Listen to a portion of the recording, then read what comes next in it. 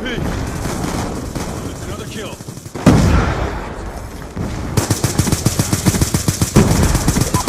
Drone on standby. Hellstorm missile awaiting orders. Lightning right up. Get paid, move it, move it! Inbound. Grenade, move! Oh, what's up, ladies and gentlemen? I hope you enjoyed that clip right there. It's a nice little fast 8 score or kill streak on Nuketown, playing some headquarters. Anyway, jump right into it.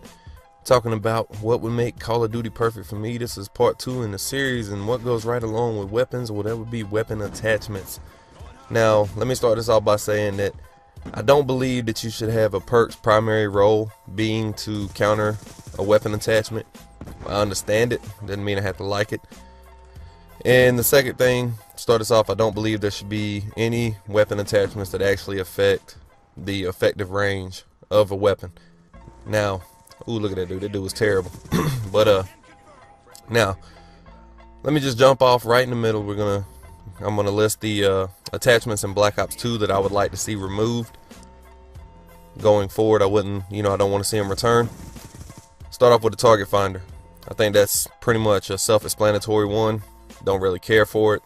I believe it's way too good of a sight, and I don't want to see it back in Call of Duties. Just don't. Something like marksman, where it gives you a longer longer range in regards to seeing somebody's gamer tag, wasn't overly bad. Target finder works kind of similar to that. Only difference is target finder puts a big ass red diamond around your head. I just don't want to see it return. Also, would like to never see the good old-fashioned grenade launcher return ever again. I'd love for that not to ever make another appearance in Call of Duty. I feel it gives the only purpose it serves is to make it easier to kill somebody when they're capping a flag, in my opinion, as far as objective game modes. Other than that, it really doesn't serve a true purpose.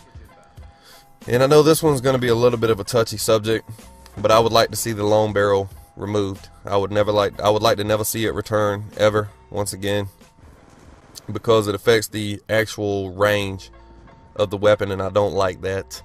Mainly because that kind of throws off my whole idea of balancing weapons. So that's why I don't want to see that return. Let's get into probably the most used attachment, really, in my opinion. I may be wrong.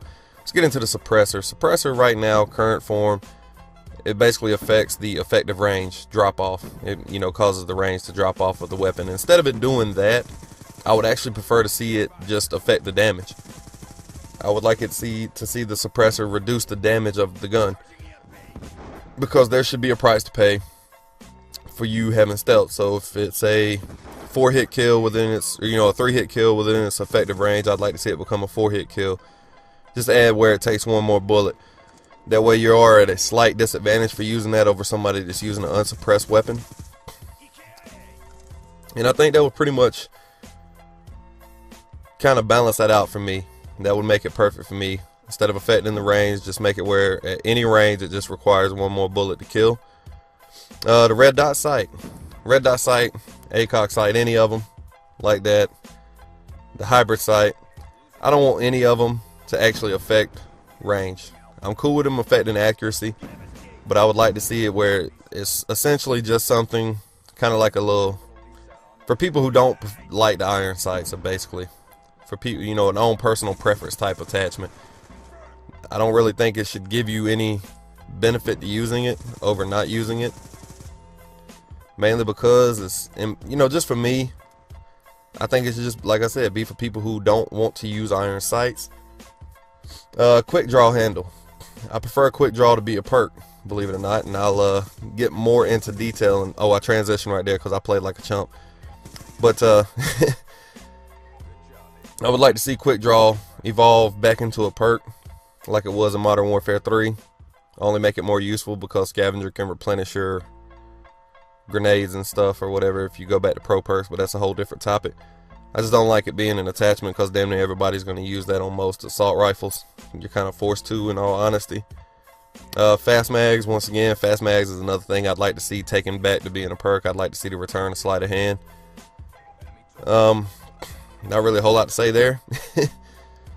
Extended mags, I'd say keep it as it is for the most part. I think it should add 10 rounds to any, magazine ammo capacity size. The hybrid sight, I think it should just be there to allow people to see targets at a further off distance with more clarity. I don't believe it should actually give the gun any more effective range. The stock, I actually prefer the stock as a attachment. I think it's a good thing to have as an attachment. I'd like to see it stay just as it is.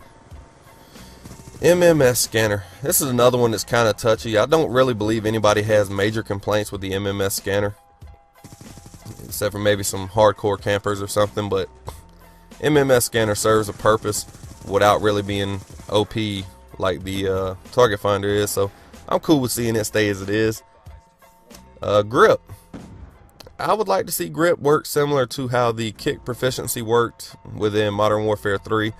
I know there's a lot of debate as to whether or not it's actually effective, and I haven't really gone into the details of testing it.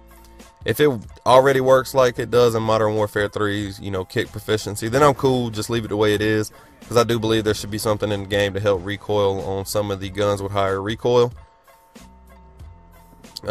Laser sight, I would actually prefer to see that once again return as steady aim.